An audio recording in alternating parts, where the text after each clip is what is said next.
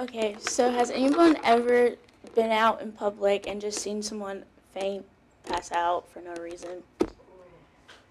Okay, not many people have. But if you have, here are some ways on how to react and give CPR if needed. So, what is CPR? According to the freedictionary.com, CPR is a cardiopulmonary resuscitation. This basically means manually applying chest compressions and ventilations. This will help bring availability until emergency personnel have showed up to the scene of the fainted person. The history of CPR. CPR has been around since the 1700s, and it was first seen or used at the Paris Academy of Science. They used it to help drowning victims that had swallowed too much water into their lungs. But it wasn't until Dr. James Elm and Dr. Peter Safar were the first ones to suggest that it be used in an emergency situation. How to react in this type of situation. Many people seem to freak out, go ballistic, and just go completely insane when they see someone passed out or just fall out. Don't do that. Just stay calm, approach the person slowly, and just make sure if they're okay, and if they hit their head, just see if there's any blood around.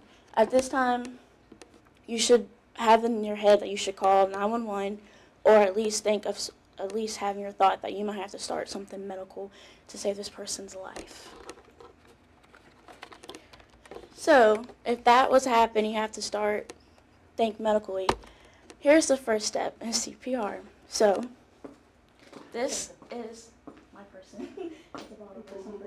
So in this situation, the first thing you should do is check their surroundings and make sure that everything around them is safe. There's nothing that can harm you or reharm the person, because if it can harm you, there was kind of no point in trying to save the person, because you're hurt too and someone has to come save you.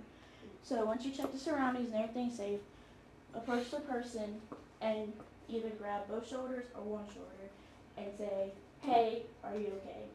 If the person does not respond in a reasonable amount of time, make sure someone has already or is going to call 911 because they're unconscious, and you're going to begin CPR.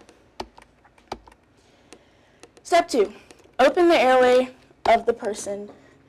So, to do that, the person's probably going to be down like this. So what you need to do is lift their head up and make sure their chin is up too. This opens the airway so air can get throughout the body and they're not getting that air.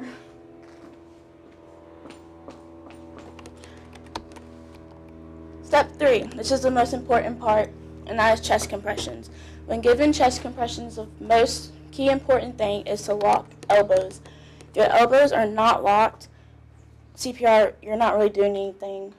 You're just pushing on something and it's not hard enough. So, what you need to do to use CPR correctly, one hand needs to be flat and your other one needs to interlock between the fingers. And then, it needs to be, when you give CPR, it needs to be 2 inches deep into the chest. So basically, like, if you're a dude, like, between the pecs. So you do that, and you use the bottom of your palm to apply pressure. Your weight, and with your arms locked, will apply much more weight, more pressure than you think. So you put your hand at where it's supposed to be, and then you lock your elbows. When you start compressions, have a rhythmic beat. Usually some people think of a song, that's what I do, like Staying Alive. That's a little beat to it. And then you do 30 compressions.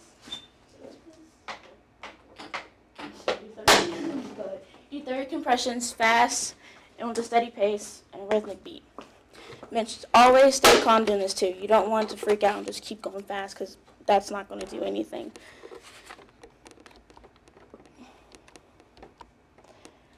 Okay, after your 30 compressions, you need to begin your rescue breaths. Now, after 30 compressions, you give 2 rescue breaths. This may sound disgusting that you have to put your mouth in someone else's mouth, but think about saving their lives, or attempt to think about it. So their head and chin's already up, so what you have to do is pinch their nose, and you breathe twice. That is your rescue breath. When you give rescue breaths, make sure the chest goes up. If the chest does not go up, the rescue breaths did not go through properly, and it was pointless of getting rescue breaths because you didn't do anything.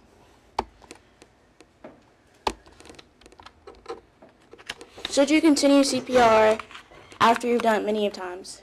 Yes, you should always continue CPR because doing CPR helps the person somehow in some way, and it gives ambulance more time to show up to the scene.